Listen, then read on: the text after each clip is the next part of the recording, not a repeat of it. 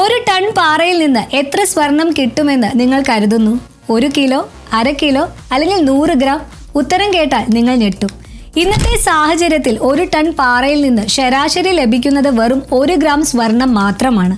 എന്നിട്ടും ആന്ധ്രാപ്രദേശിൽ വൻ സ്വർണ്ണ ഖനന പദ്ധതിക്ക് തുടക്കം കുറിക്കുകയാണ്. എന്തുകൊണ്ടാണ് കമ്പനികൾ ആയിരക്കണക്കിന് ടൺ പാറ പൊട്ടിച്ച് വെറും ഗ്രാമുകൾ മാത്രം സ്വർണം തേടുന്നത്? ഇതാണ് ഇന്നത്തെ കഥ. ആന്ധ്രയിലെ സ്വർണ്ണ കഥ. ആന്ധ്രാപ്രദേശിലെ കർണൂർ ജില്ലയിലെ ജോനാഗിരി എന്ന പ്രദേശത്താണ് വലിയ സ്വർണ്ണ ശേഖരം കണ്ടെത്തിയിരിക്കുന്നത്. സംസ്ഥാന സർക്കാരിന്റെ കണക്കുകൾ പ്രകാരം ഇവിടെ മാത്രം ഏകദേശം 50 ടൺ സ്വർണ്ണ ഭൂമിക്കടിയിൽ ഉണ്ടായേക്കാം. ഇതിനു പുറമെ രാമഗിരി, ജവ്വാഗുള, ജിഗിരുഗുണ്ട തുടങ്ങിയ പ്രദേശങ്ങളിലും സ്വർണ്ണ സാധ്യതകൾ കണ്ടെത്തിയിട്ടുണ്ട്. വാണിജ്യാടിസ്ഥാനത്തിലുള്ള ഖനന പ്രവർത്തനങ്ങളും ഇതിനകം ആരംഭിച്ചിട്ടുണ്ട്. 50 ടൺ സ്വർണം എന്ന് കേൾക്കുമ്പോൾ പലരും കരുതുന്നത് ഭൂമിക്കടിയിൽ സ്വർണ്ണക്കട്ടികൾ കിടക്കുന്നു എന്നാണ്. പക്ഷെ യാഥാർത്ഥ്യം അതല്ല. ഖനിയിൽ നിന്ന് പുറത്തെടുക്കുന്നത് സാധാരണ പാറയും മണ്ണുമാണ്. ആ പാറകൾ സംസ്കരിച്ച ശേഷമാണ് അതിനുള്ളിലെ ചെറിയ അളവിലുള്ള സ്വർണം വേർതിരിച്ചെടുക്കുന്നത്.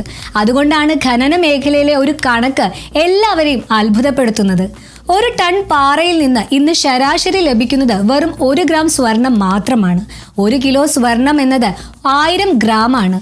അതായത് ശരാശരി കണക്കിൽ 1 കിലോ സ്വർണം ലഭിക്കാൻ ഏകദേശം 1000 ടൺ പാറ സംസ്കരിക്കേണ്ടി വരും. ചില ഖനികളിൽ ഇതിലും കൂടുതൽ പാറ പൊട്ടിക്കേണ്ട സാഹചര്യമുണ്ട്. ഇതുകൊണ്ടാണ് സ്വർണ്ണ ഖനനം ലോകത്തിലെ ഏറ്റവും ചിലവേറിയ വ്യവസായങ്ങളിൽ ഒന്നായി കണക്കാക്കപ്പെടുന്നത്. നഷ്ടക്കണക്ക്. ഇവിടെയാണ് മറ്റൊരു രസകരമായ കണക്ക് വരുന്നത്. 1 ടൺ പാറയിൽ നിന്ന് 0.8 ഗ്രാമിൽ താഴെ സ്വർണം മാത്രമാണ് ലഭിക്കുന്നതെങ്കിൽ പലപ്പോഴും ഖനനം സാമ്പത്തികമായി ലാഭകരമാകില്ല.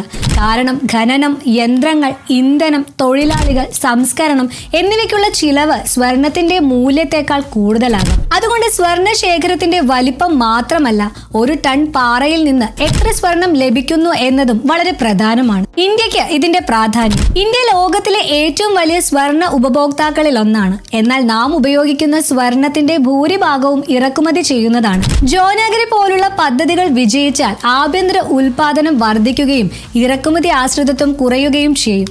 അതുകൊണ്ട് ഈ വാർത്തയുടെ ഏറ്റവും വലിയ പ്രത്യേകത 50 ടൺ സ്വർണമല്ല, വെറും 1 ഗ്രാം സ്വർണത്തിനായി പോലും 1 ടൺ പാറ സംസ്കരിക്കേണ്ടി വരുന്നു എന്നതാണ്. ഇനി ജോനാഗിരി ഇന്ത്യയുടെ പുതിയ സ്വർണ്ണ കേന്ദ്രമാകുമോ?